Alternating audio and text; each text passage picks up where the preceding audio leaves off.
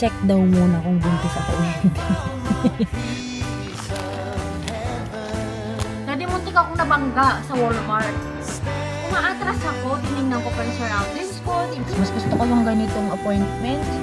Yung sunod-sunod kami sa isang araw. Hey everyone! Welcome back to another day in the life of Filipino immigrant here in the USA. And today was planned as a self-care day. So we have a lot of schedules today. Medyo hectic yung schedule namin. And hopefully matapos namin lahat even after yung official na mga schedules namin.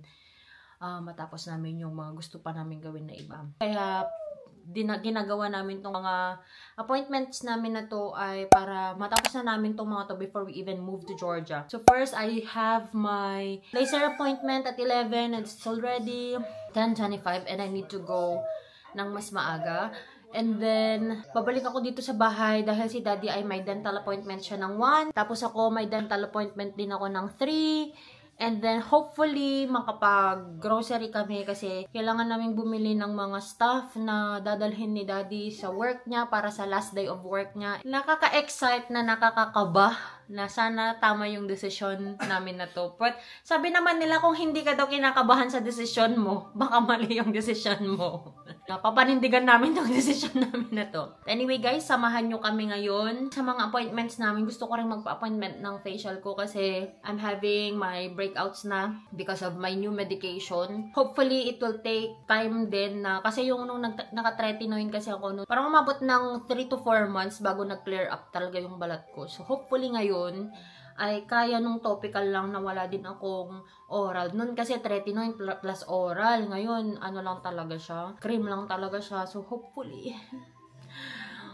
Sige, mag-antay ako ng 3 months na naman para mag-clear up na naman. So, okay lang. Sige lang. Basta, hindi yung, you know, last year kasi, grabe talaga yung nangyari sa balat ko. Grabe. So, hopefully now, kahit naman may tumubusan akong one at a time lang, hindi yung sabay-sabay, diba? Akala ko kapag 30s ka na, wala ka ng pimple. Meron pa rin pala. Anyway, let's go, guys! Ako muna yung aalis. Magbababay muna ako kay Mishi Beng Beng. Mommy's going na. You be with Daddy, ha? Kiss na, Mommy. Uy, gusto mo mag-grocery na rin ako ng para sa Sanford? Pwede rin tingin ka. If I have time. Kasi saglit lang naman yung laser ko, mga 15 minutes lang daan ka na naman. dun sa... Daan na ako sa Walmart. Anong mga bibilhin? Mga sweets lang. Ilan? Pang ilan? Na box? Ang dalawa. Katatawa na naman siya. Lagi niya pinapanood yung mga birthday vlogs niya, yung mga playground vlogs, ayan. Kaya kahit nahihirapan ako mag-edit, sige na lang kasi nakikita ko tuwang-tuwa siya sa mga vlogs. Bye na to, Mami. And lots of kisses. Lots of kisses. Hirap naman. 14 minutes. Pag sa isa, 13 minutes. 12 minutes. Diyan tayo sa fastest. Late na tayo. Hey guys, so update nga pala sa aking laser hair removal. Hindi siya natuloy kasi i-check daw muna kung buntis ako o hindi. Ewan ko ba kung bakit niya ni-note yun na ano, parang last time ata kasi nasabi ko na kakatapos ko lang mag-mens, ganyan, kaya okay lang sa kanya nun. Tapos ngayon, sabi niya, are you sure you're not pregnant? Natanong ko pala kasi nung last, kasi pag ba pregnant, bawal magpa-laser, sabi ko, kasi ginagawa ko to para kasi kapag buntis na ako, hindi ko na kailangan mag-shave kako. Tapos yun, bawal nga daw. Tapos sabi niya, ngayon, kung buntis daw ba ako, na-check ko daw ba? Ay, sabi ko, hindi. Actually, yesterday yan, tsaka today sana, i-check ko sana kung pregnant ako. Kaso, ang tawag nito, na-impake ko na pala lahat ng mga bathroom essentials namin. Nandun sa mga bathroom essentials yung mga pregnancy test kit ko. Ano ba naman yun? Bibili na naman ako. Pero pinaschedule ko na ng next week. Sabi ko, next week na lang kasi gusto ko matapos na to before we move. Kako, matapos yung mga ibang procedures para pag nag-move kami, I still have an ample time para hindi magpa-laser. I still have 5 to 6 weeks ulit para hindi ako magpa-laser. At least mahaba yung time na yun para may mga magawa pa kami na hindi ko iniisip na kailangan ko nang magpa-laser. Kasi guys, kapag na-miss mo yung schedule mo ng medyo matagal, parang nung umuwi ka ng Pilipinas, hindi na back to zero. Yung same na laser, setting nung last mo, same pa rin ngayon. Kaya yun, ayoko na may ma-miss ako na schedule kasi ang sakit, masakit siya.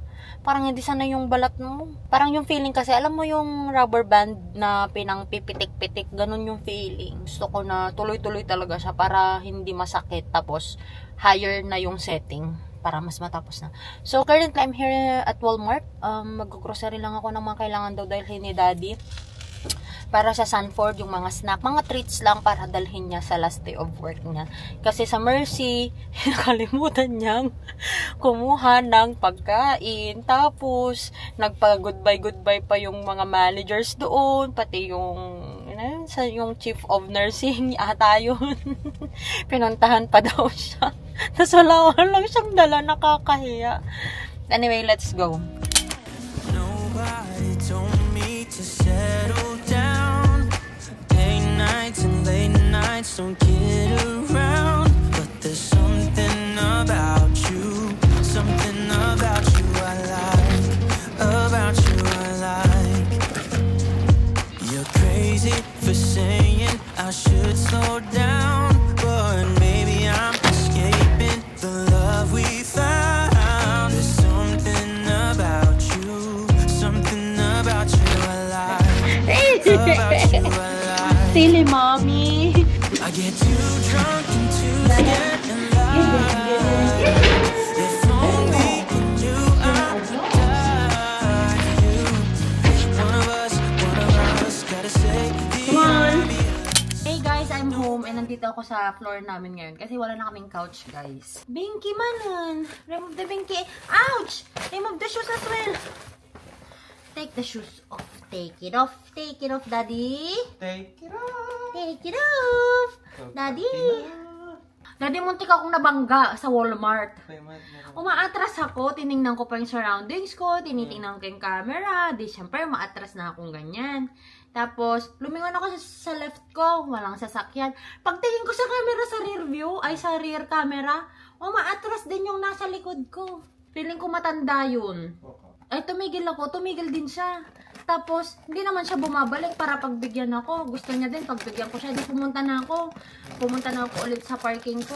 Hindi rin naman siya umaatras. Ayaw niya siguro pakita yung mukha niya. Pero, buti hindi ako high blood doon. Wala lang, chill lang ako. Kaya mas safe pa na mag-drive ka sa interstate, no? Kaysa sa mga ganyan. Dahil, sa interstate, kahit sobrang bilis ng speed mo, at least kasi doon, more on, ano talaga yung mga drivers, yung parang mga naka-cruise na lang, ganun na lang. I'm gonna show you what I got, mga binili ko. This is the 18 bags na Doritos and Cheetos mix. Ito yung ilalagay sa papuntang Sanford. Okay na yung tig 9 pieces siguro sila. Ilan bang tao doon? Dagdagan pa natin ito. Hindi ko kasi alam kung anong pang kukunin ko. Tapos bumili tayo mamaya sa Costco ng yung Starbucks na inumin. Gusto mo ba yun? Naibigay? Yung Starbucks na nakabote. Hindi yung sa Asian store. Ay, sa Asian store? Dagdagan na lang natin to. Kasi mga chocolates tong dinala ko eh. And then Welch. Isang karton para sa isa. Ayan. Dalawa. Canada Air. Snack. Biscoff. XL, airline size. Sabi ba? Kasi ito, may individually packed siya. Hindi yung parang biscuit na binibili natin. So, maganda to na hindi nagagalaw-gaw ng bawat tao. Extra long-lasting gum. Mahilig kasi sila dito sa mga gums. Spaghetti, pasta for our dinner. Green beans na ilalahok sa nilagang baka, sa corned beef, grape tomatoes. Basta yung pang salad, ilalagay ko siya sa Daddy? Ilalagay ko siya sa pasta. Kasi parang gusto ko lang na pasta ngayon is parang yung aglio olio. Yung ba yun? Aglio olio. Parang ganun ata. Or basta yung may kamatis. Tsaka olive oil. Basic! Ayaw mo to, no? Hindi ko naman siya aanuhin ng maliliit, no? And then, ground beef, kamatis. And then, para din sa pasta, I bought olive oil. This is the olive oil na classic. Ito yung mas aromatic siya. And then, almost $6 na to. Di ba dati, magkano lang ang olive oil, no? $3 lang yan dati, last year. Tapos, grated parmesan. May ganito pala, yung hindi craft. Parmesan and Romano cheese. Chocolates, I got here Hershey's Nuggets, Kisses, Starburst. Ano pa? Kisses, Starburst, and what's this? Nuggets din. Na Hershey's. Yan. Ayan, kinukuha na niya yung para sa kanya. Nakahanap ako ng Enfagrow na toddler milk. This is $39. Tapos meron akong coupon from Enfamil na $15. So, I only paid $16.17. Si Mishi, pag during the day, yung kanyang milk is yung whole milk. Yung whole milk na yung gamit ni Mishi. Kaso kapag gabi kasi, nagigising pa rin kasi siya na na gusto pa rin niyang mag-day-day kahit busog naman siya.